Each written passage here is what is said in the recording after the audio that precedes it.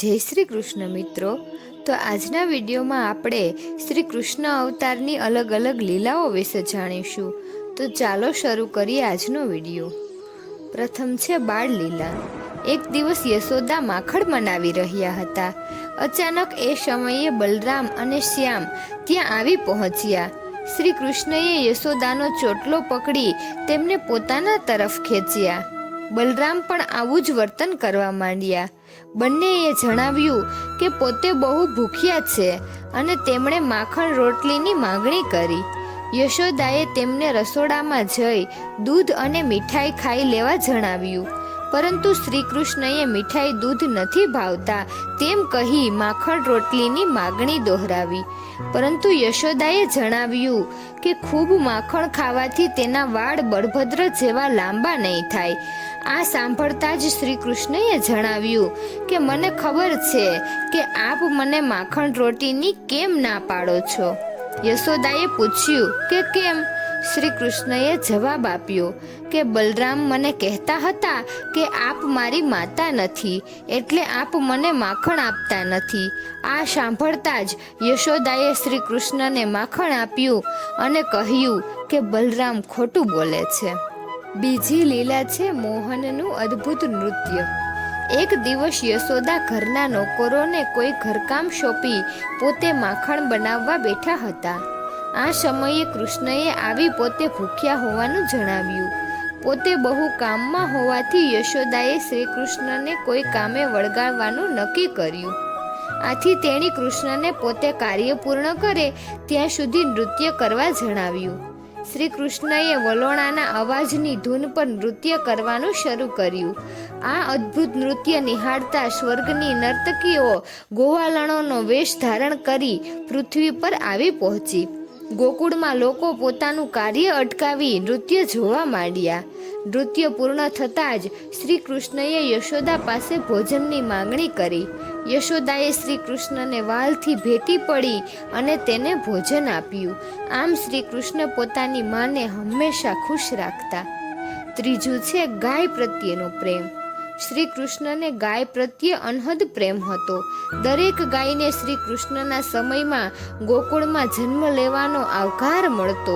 શ્રી કૃષ્ણ ગાયોને માતા સમજી આદર આપતા। સામે ગાયોને પણ સમાન આદરભાવ હતો। એક દિવસ એક ગાય નંદબાવાને ત્યાં ઊભી રહી ગોપાલ બહાર આવે તેની રાહ જોઈ રહી હતી। ગાય પોતાનું દૂધ શ્રી કૃષ્ણને આપવાની ઈચ્છા ધરાવતી હતી। ગાયને આપોઆપ દૂધ આવી રહ્યું હતું। શ્રી કૃષ્ણની ગાય પર નજર પડતા જ તેમણે તે દૂધ પીવાનું શરૂ કર્યું। યશોદા આ બધું જોઈ રહ્યા હતા। તેમણે વિચાર્યું કે ગાય કેટલી નસીબદાર છે। તેમણે મનોમન ગાયને નમસ્કાર કર્યા। ચોથું છે શ્રી કૃષ્ણને સજા। એક દિવસ ગોવાળિયાઓએ ભેગા થઈ એવી ફરિયાદ કરી કે શ્રી કૃષ્ણ તેમનું માખણ, દૂધ, દહીં ચોરી જાય છે અને અમારા બાળકો સાથે તોફાન કરે છે। જોકે ગોવાલણોને મનોમન શ્રી કૃષ્ણની લીલા ખૂબ પસંદ હતી। યશોદાએ ગોવાલણોને પોતાના ઘરે એકત્રિત કરી શ્રી કૃષ્ણને જણાવ્યું કે તારી ફરિયાદથી હું કંટાળી ગઈ છું।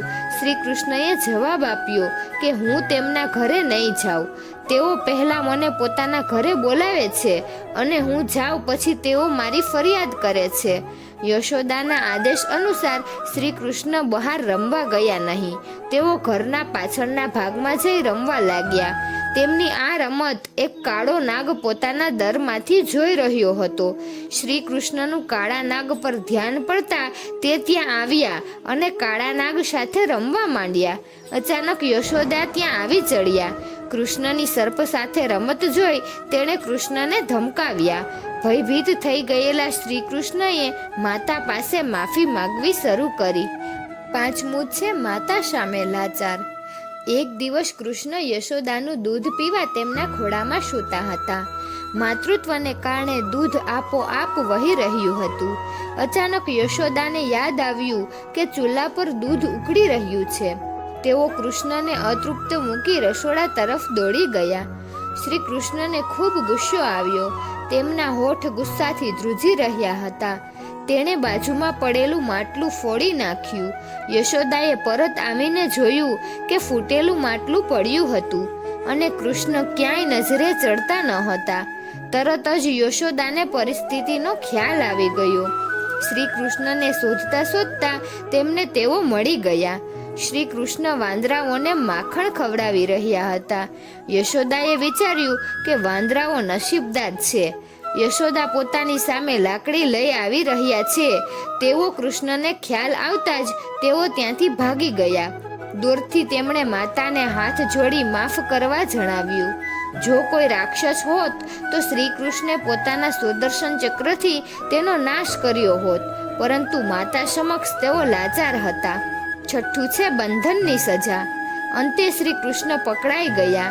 યશોદાએ તેના તોફાનોથી કંટાળી તેમને પથ્થરની ઘંટી સાથે દોરી વડે બાંધી દેવાનું નક્કી કર્યું. એક દોરડું લઈ તેમણે બાંધવાની શરૂઆત કરી, પરંતુ દોરડું ટૂંકું પડ્યું. બીજું દોરડું લઈ આવ્યા, પરંતુ તે પણ ટૂંકું પડ્યું. આમ એક પછી એક ઘણા દોરડા લઈ આવતા પણ યશોદા કૃષ્ણને બાંધી શક્યા નહીં. શ્રી કૃષ્ણએ જોયું કે માતા થાકી ગયા છે, એટલે તેમણે પોતાની જાતને બાંધવા દીધા. શ્રી કૃષ્ણને બાંધી યશોદા ઘરકામમાં પરોવાયા. યશોદાના જતાં જ શ્રી કૃષ્ણએ પથ્થરની ઘંટી સાથે ચાલવાનું શરૂ કર્યું. ઘરની પાછળના ભાગના બગીચામાં પહોંચી ગયા. ત્યાં તેમણે 2 વૃક્ષ ઉખાડી નાખ્યા. આ વૃક્ષો ઘણા સમયથી કૃષ્ણની રાહ જોઈ રહ્યા હતા. હકીકતમાં બંને વૃક્ષો કુબેરના પુત્રો હતા, પરંતુ અભિમાની સ્વભાવને કારણે નારદ મુનિનો શ્રાપ લાગતા તેઓ વૃક્ષ બની ગયા હતા. 7મું છે રાસલીલા. પૂનમની રાત્રિ હતી. કુદરતી સૌંદર્ય સોળે કળાએ ખીલી ઉઠ્યું હતું. શ્રી કૃષ્ણ ગોપીઓથી ખૂબ ખુશ હતા. યોગ માયા વડે શ્રી કૃષ્ણએ વિવિધ સ્વરૂપો ધારણ કર્યા હતા. રાસલીલાનો પ્રારંભ થઈ ગયો હતો. ગોપીઓ માનવ સ્વરૂપના દાર્શનિક તરીકે હાજર હતી. સમગ્ર વાતાવરણ સંગીતમય બની ગયું હતું. ગોપીઓના પ્રેમ કાજે આજે ભગવાન શ્રી કૃષ્ણ ખુદ રાસ લઈ રહ્યા હતા. તો મિત્રો, આજનો વિડીયો અહીં પૂર્ણ થાય છે. તો તમને આ વિડીયો કેવો લાગ્યો જરૂરથી કમેન્ટ કરજો. જો સારો લાગ્યો હોય તો વિડીયોને લાઈક અને શેર કરજો અને અમારી ચેનલને સબસ્ક્રાઈબ કરજો.